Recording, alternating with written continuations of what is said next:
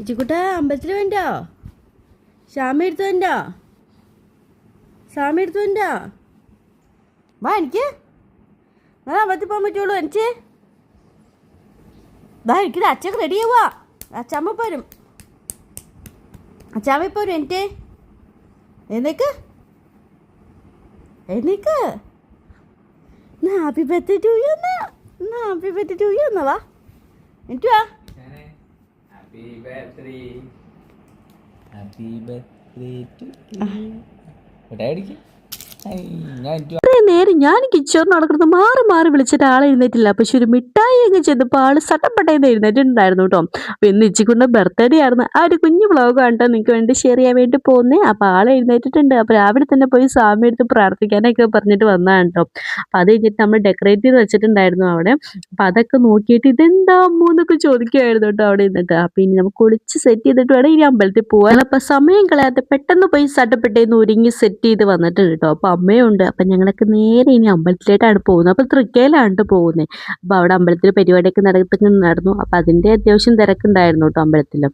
അപ്പോൾ ആള് ഞാൻ മുണ്ട കുടിപ്പിച്ച് സെറ്റ് ചെയ്തിട്ടാണ് വന്നിട്ടുണ്ടായിരുന്നു. വീട്ടിൽ നിന്ന് വന്നപ്പോൾ നിക്കറൊക്കെ ഇടിച്ചുകൊണ്ട് വന്നത്. പക്ഷേ അമ്പലത്തേക്ക് ഇറങ്ങാൻ നേരത്താണ് അവൻ ഞാൻ മുണ്ട കുടിപ്പിച്ചിട്ടുണ്ടായിരുന്നു.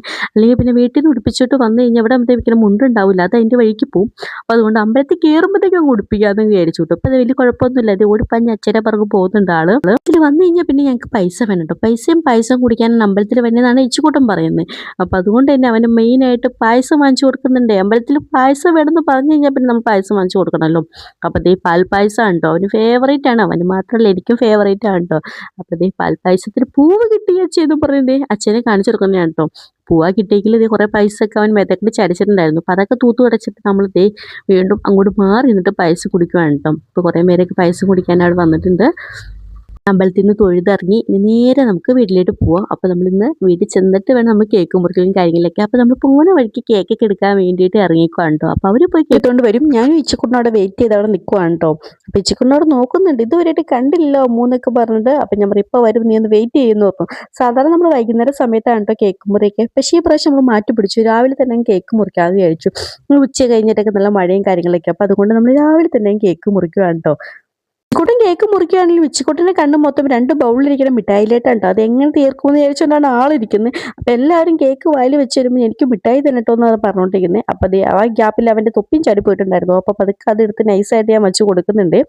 അങ്ങനെ ഞങ്ങൾ എല്ലാവരും കൂടി കേക്കൊക്കെ മുറിച്ച് കേക്കൊക്കെ വെച്ച് കൊടുത്തു വായിൽ. അപ്പോൾ ഇനിയാണ് ആളുടെ സർപ്രൈസ് കേട്ടോ.